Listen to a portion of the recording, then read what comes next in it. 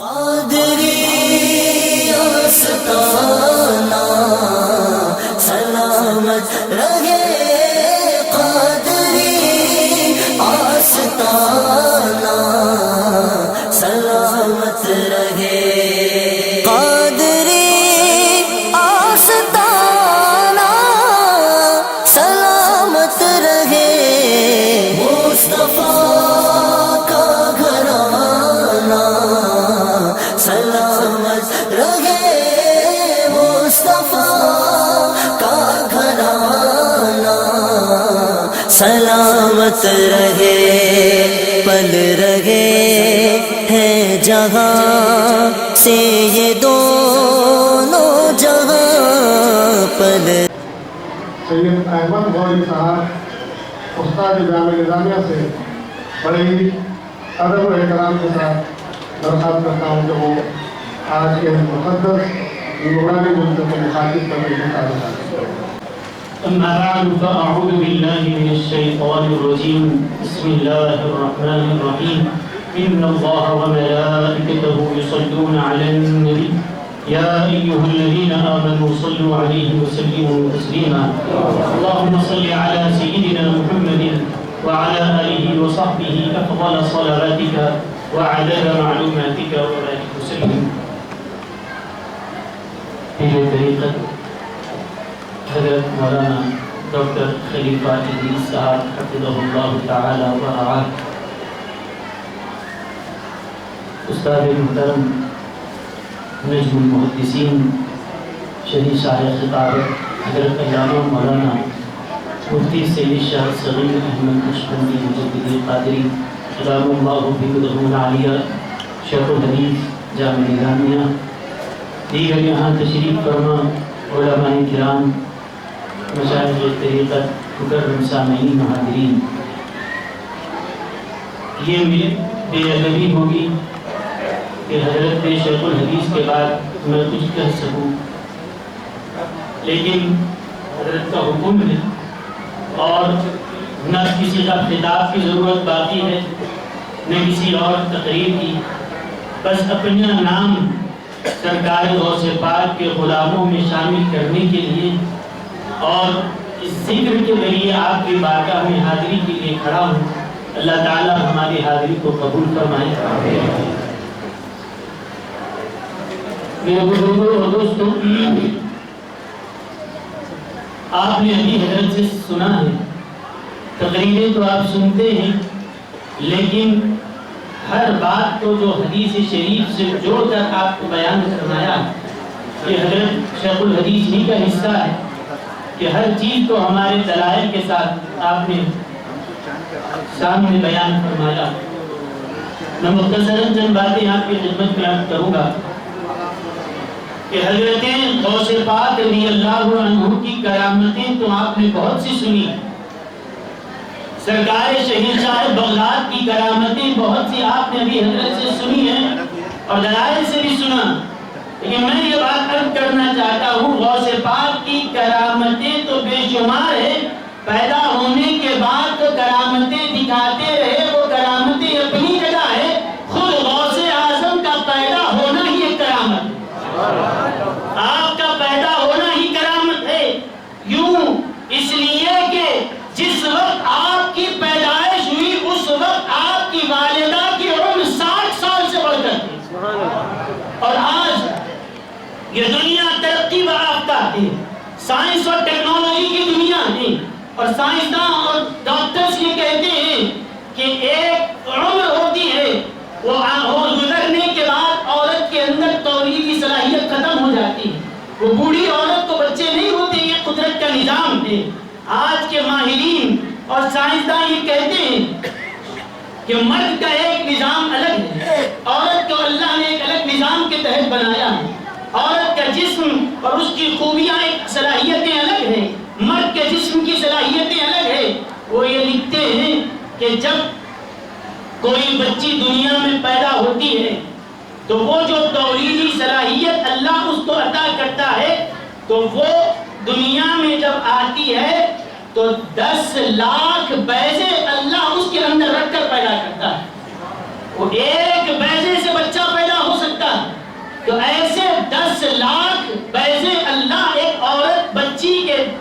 رکھ کر اللہ دنیا میں اس کو بھیجتا ہے۔ یہ خدا کی قدرت ہے۔ آتی ایک ننھی سی جان ہمیں نظر آتی ہے، لیکن اس ننھی سی جان کے اندر اللہ 10 لاکھ بیض ودیعت فرماتا ہے۔ اس طرح سے دنیا میں آئی، لیکن رفتہ رفتہ وہ ایک کے بعد ایک ضائع ہوتے جاتے ہیں، یہاں تک کہ جب 9 عمری تک وہ بچی پہنچتی ہے تو وہ 10 لاکھ سے گھٹ کر 3 لاکھ پر آ جاتی ہے۔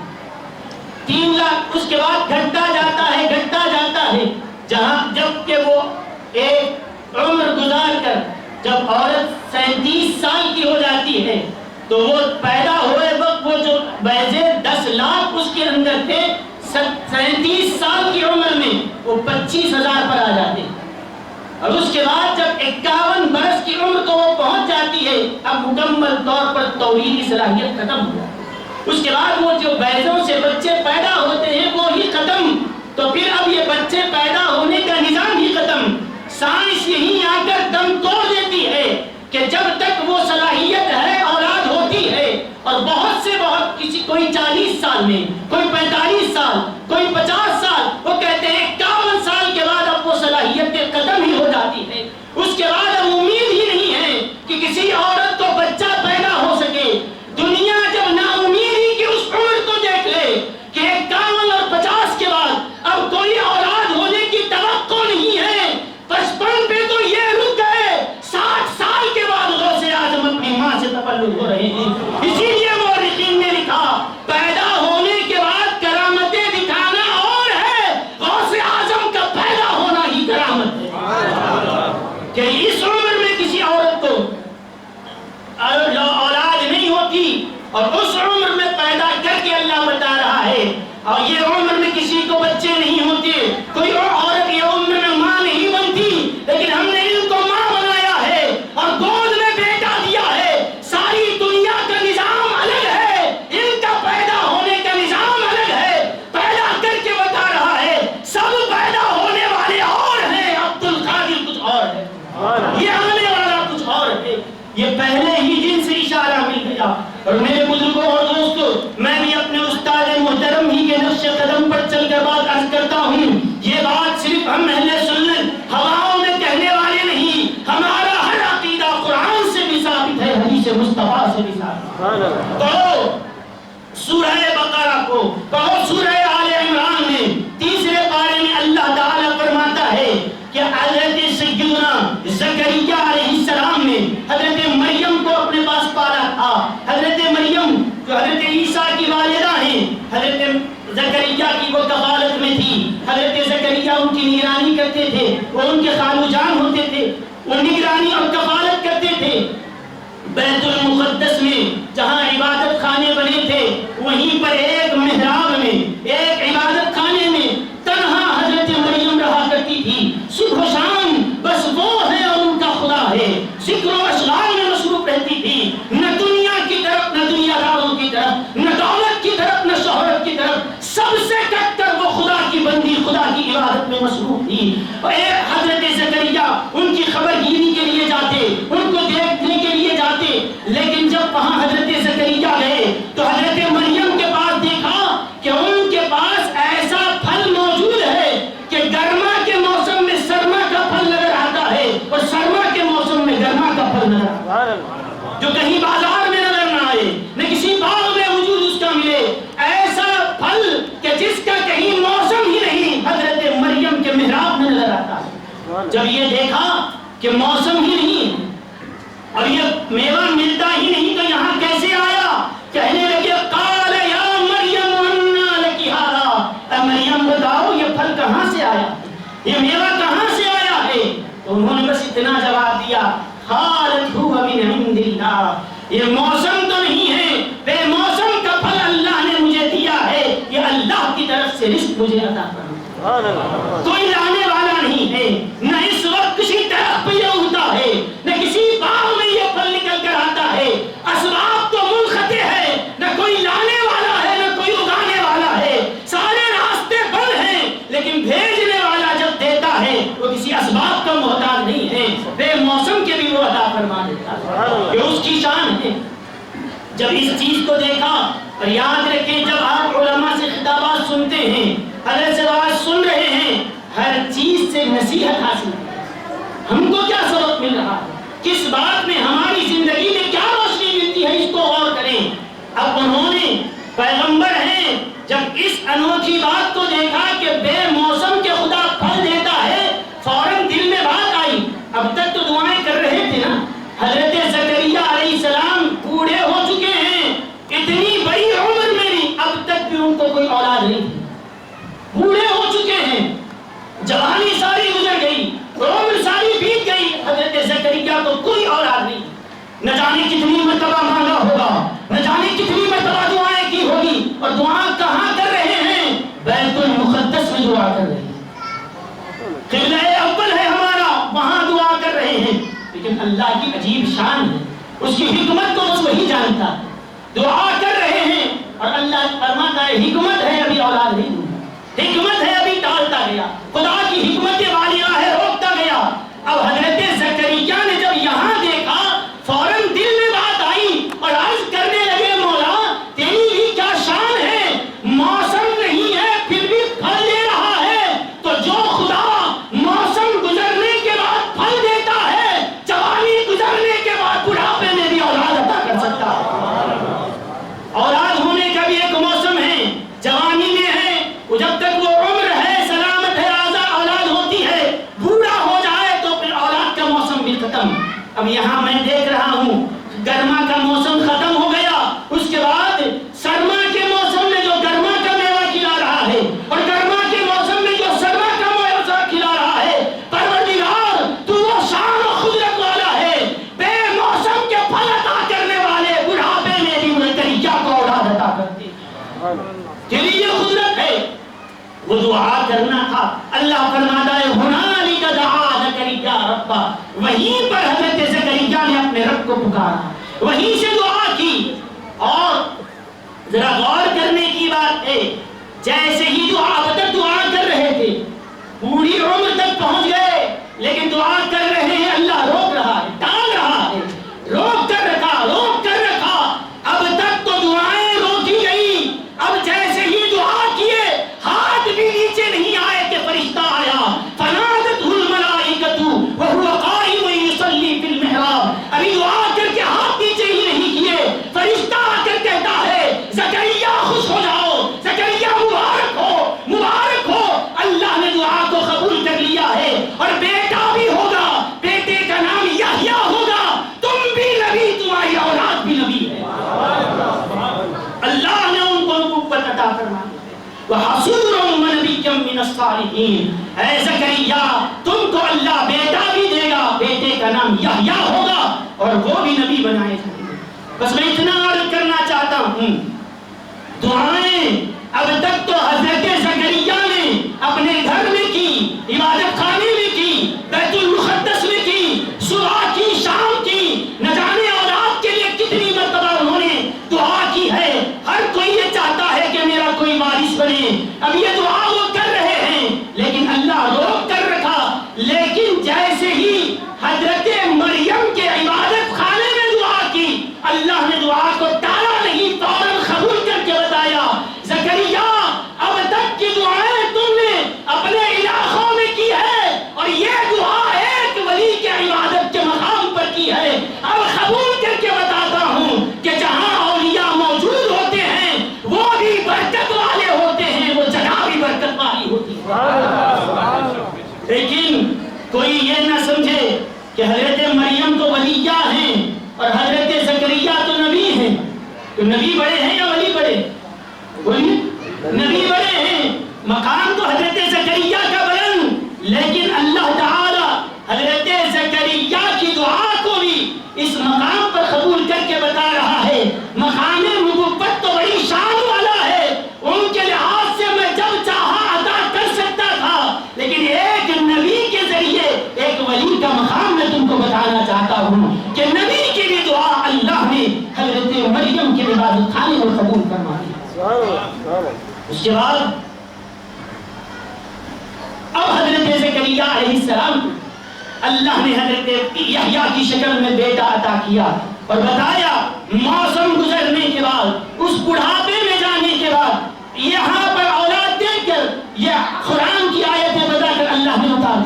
ہم پڑھ رہے ہیں، دنیا پڑھ رہی تھی کہ بڑھاپے میں زکریا کو اولاد ہوئی، بڑھاپے میں زکریا کو اولاد ہوئی. بوڑھے کو بھی اللہ اولاد دیتا ہے، بوڑھی کو بھی ماں اللہ بناتا ہے.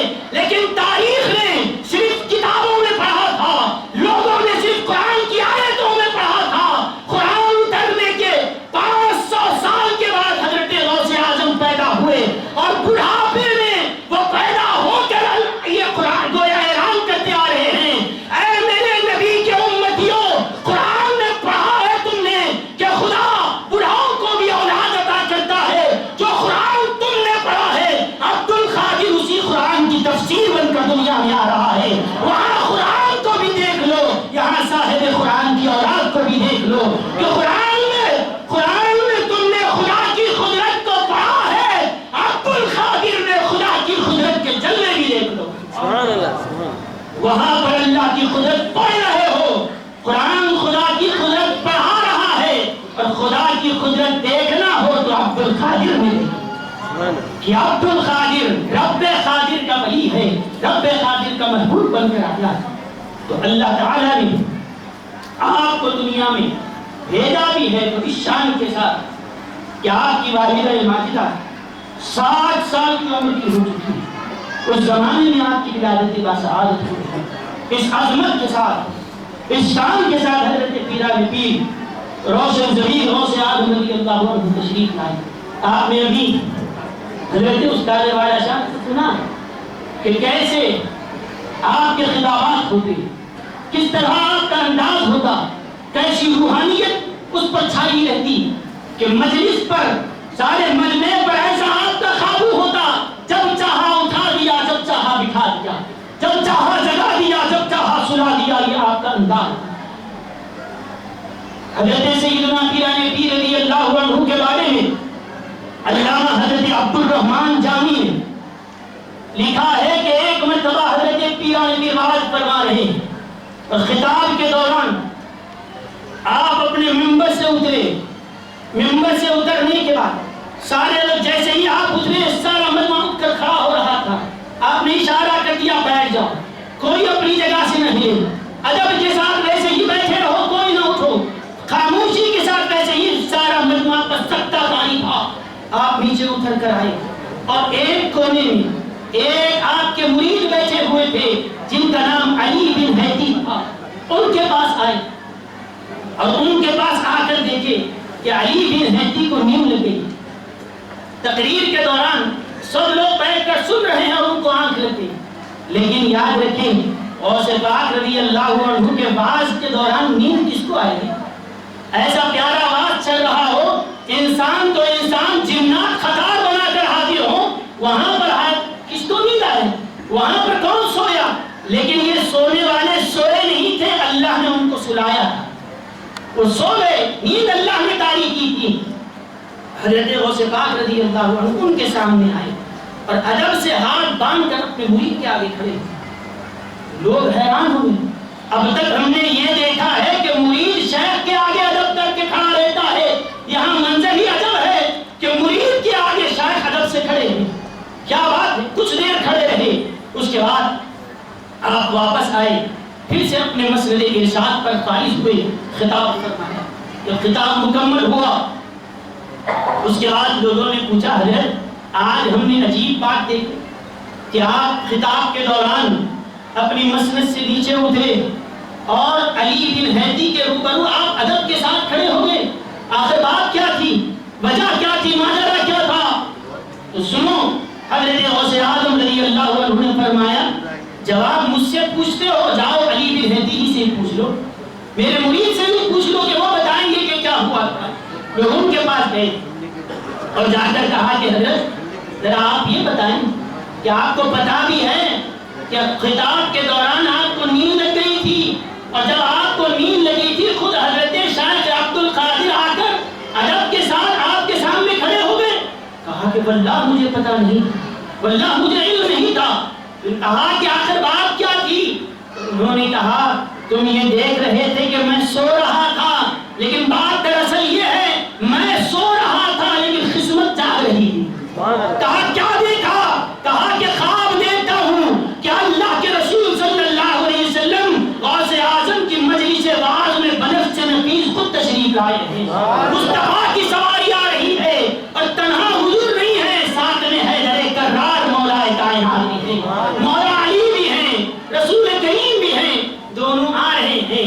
آنے کے بعد حضرت غوث اعظم کی مجلس میں اللہ کے محبوب بھی ہیں اور مولا علی دونوں کی تشریف لائے اور آپ کا جب خطاب ہو رہا تھا حضور فخر کر رہے ہیں اور فخر کرتے ہوئے فرماتے ہیں علی علی دیکھو عبد القادر تمہارا بیٹا ہے اللہ نے کیسی شان والا عطا کیا ہے علی تم بھی شان والے ہو گھرانہ بھی شان والا ہے علی تم بھی بے مثال ہو شہزادہ بھی بے مثال ہے حضور فخر کر رہے ہیں اللہ نے میری امت میں عبد القادر جیسا پیدا کیا ہے میری اولاد میں عبد القادر پیدا ہوا ہے حضور ناز کر رہے تھے جہاں میں نے یہ منظر دیکھا سن لیے پلٹ کر آئے حضرت غوث اعظم کے پاس کہا کہ حضرت وہ یہ کہہ رہے ہیں کہ خواب میں یہ دیکھا خواب میں یہ دیکھا لیکن وہ تو خواب میں دیکھ رہا تھا آپ ادب سے نیچے کیوں آئے آپ مرید کے سامنے کھڑے کیوں ہوئے آپ نے ہاتھ کیوں ڈالا ہے حضرت غوث اعظم نے فرمایا سنو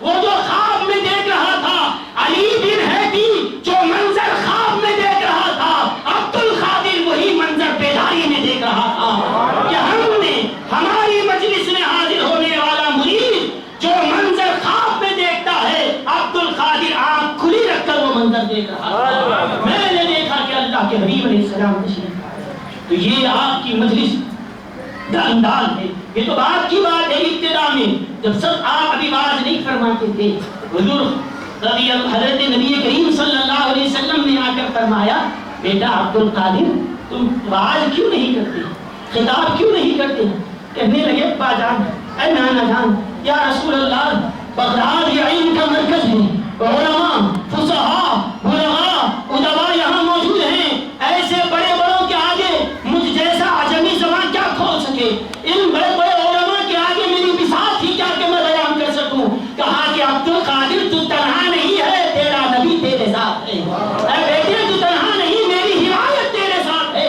کہا کہ کیا کروں کہا بیٹا ذرا منہ تو کھول جیسے ہی انہوں نے منہ کھولا اللہ کے حبیب علیہ السلام نے 7 مرتبہ اپنا مبارک لعاب حضرت غوث اعظم کے منہ میں ڈالا 7 مرتبہ ڈالا اور پھر وہ لعاب مبارک صحابہ کہتے ہیں کہ ہم گزر رہے تھے ایک کنویں کے پاس گزرے پانی نکالا اتنا کھارا تھا کہ ہم پینا چاہتے تھے لیکن پی نہیں پائے کڑوا پانی تھا ہم نے حضور سے عرض کیا حضور کنویں کا پانی بہت کھارا ہے پیا نہیں جاتا اللہ کے حبیب علیہ السلام نے اپنا لعاب مبارک کا ایک قطرہ اس کنویں میں ڈالا آج سے 1400 سال پہلے جس کنویں میں آپ نے لعاب کا ایک قطرہ ڈالا وہ کنواں ایسا میٹھا ہو گیا کہ پورے علاقے میں اس سے زیادہ میٹھا پانی ہی نہیں اور آج تک وہ پانی میٹھا آج تک میٹھا ہے تو مجھے کہنے دو کہ نبی کے لعاب کا ایک قطرہ پورے کنویں میں گیا پورے کنویں کے ظاہر و باطن کو بدل دیا ہے کڑوے پانی کو میٹھا کر دیا ہے جب وہ لعاب مبارک غوث اعظم کے اندر گیا ہے غوث اعظم کی روحانیت کو بھی بدل دیا ہے ان کے ظاہر کو بھی بدل دیا باطن کو بھی بدل دیا کھارا پانی جس نبی نے میٹھا کیا ہے غوث اعظم کو ولایت کے اعلیٰ مرتبے پر فائز کر دیا اب جو زبان کھل رہی ہے جیسے اب تک پانی کہہ رہا تھا تو کھارا تھا لعاب پڑھتے ہی پانی میٹھا ہو گیا اب تک زبان خاموش تھی لعاب پڑھتے ہی زبان ایسے چلنے لگی ایسے فیض کے ندیاں بہنے لگی کہ جب آپ بولتے آپ کلام کرتے تو یوں محسوس ہوتا تیرے آگے یوں ہیں دبے لچے فصحاء عرب کے بڑے بڑے کوئی جانے منہ میں زبان نہیں بلکہ جسم میں جان نہیں ایسے کلام فرماتے جب یہ بولے تو سب کی بولتیاں بند ہو اب انہی کا بول بالا ہوتا رہا آپ ہی کے عظمتوں کے ڈنکے بجتے رہے اس کے بعد مولا علی نے فرمایا بیٹا عبد القادر ذرا منہ کھولو میں بھی دعا کرتا ہوں انہوں نے منہ کھولا حضرت علی رضی اللہ عنہ نے 6 مرتبہ لعاب ڈال کر آگے جا رہے تھے آگے بڑھ رہے تھے کہنے لگے اے مولا علی اللہ کے حبیب علیہ السلام نے 7 مرتبہ لعاب ڈالا ہے آپ 1 مرتبہ کم کیوں کیے حضور 7 مرتبہ ڈالے آپ بھی 7 مرتبہ ڈالتے تو دونوں کا عمل برابر ہوتا یکسانیت ہو جاتی حضرت مولا علی نے جواب دیا بیٹا عبد القادر یہی سمجھاتا چاہتا ہوں میں اگر میں بھی 7 مرتبہ ڈالتا اور نبی نے بھی 7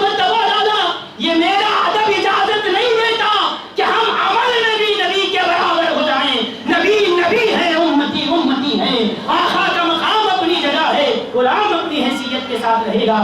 میں عمل میں بھی حضور کی برابری نہیں کر سکتا. نبی کے ادب کی خاطر میں ایک مرتبہ کم ڈال رہا ہوں. یہ فیض کی ندیاں تو حضور غوث پاک رضی اللہ عنہ سے بہی, انہی کے شہزادوں کے ذریعے پوری دنیا میں یہ عام ہوئی. اللہ تعالیٰ سے ہم دعا کرتے ہیں کہ پروردگار سیدنا عبد القادر جیلانی غوث اعظم رضی اللہ عنہ کے فیض سے ہم سبوں کو مالا مال کرے. وآخر دعوانا الحمد للہ رب العالمین. صلی اللہ علیہ وسلم مولانا مدین اللہ رسولنا مولانا مبارک اللہ.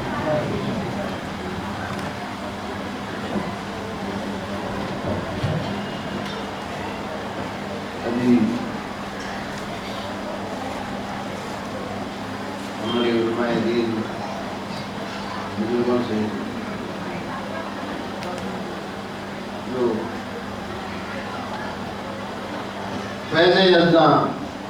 فیض رضا بیان ہوئے انہیں اللہ تعالیٰ آپ ہم سب کو اس کا فیض عطا فرمائے اور ایسا ہی ہمیشہ آتے رہے.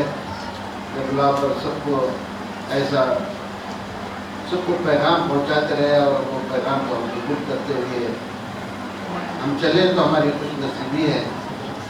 یہاں تک علماء دین کے قدم مبارک آئے ہیں. اللہ تعالیٰ کا میں شکر کرتا ہوں کہ آپ اس ناچیز سے پیغام کو قبول کرتے ہوئے آپ آئے ہیں.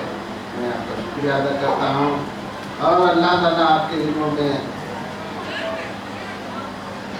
فیض عطا کرے اور آپ کی صحت سلامتی دے اور آپ کے اور درجے بلند فرمائے. تمام علماء دین کے حق میں اللہ تعالیٰ فضل کرم کرتے رہے اور ہم سب ان کی اطاعت کرتے رہے. انشاءاللہ میں آج کا ہم سب آپ کا بیان سن کر بہت خوش ہیں اور خوش رہیں گے. اور آپ جہاں تک ہو سکے عمل کرتے رہیں, لیکن عمل کیسے؟ جب تک وضو نہیں, نماز نہیں, ایسا دل کچھ نہیں, کچھ دل صاف نہیں تو کچھ بھی نہیں. ایسا جہاں تک ہو سکے قلب کو صاف کرو, اللہ کے ذکر کو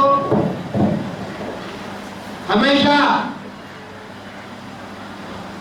اللہ کے ذکر کو ہمیشہ کرتے رہیں.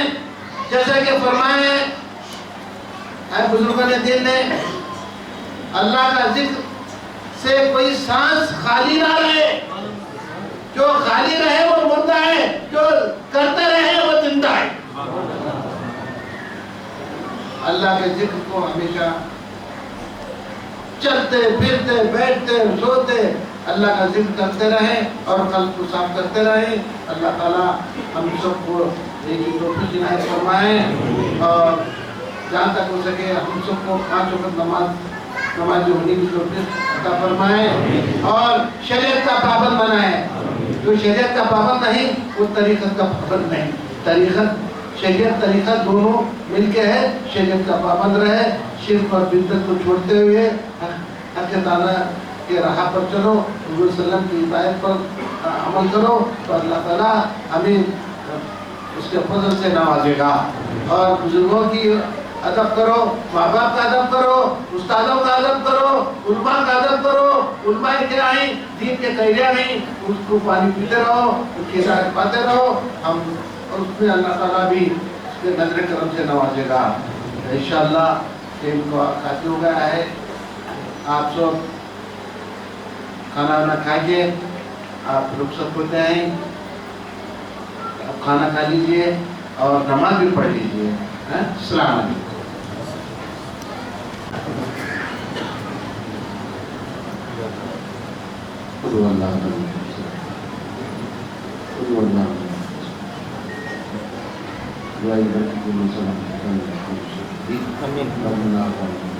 آمین.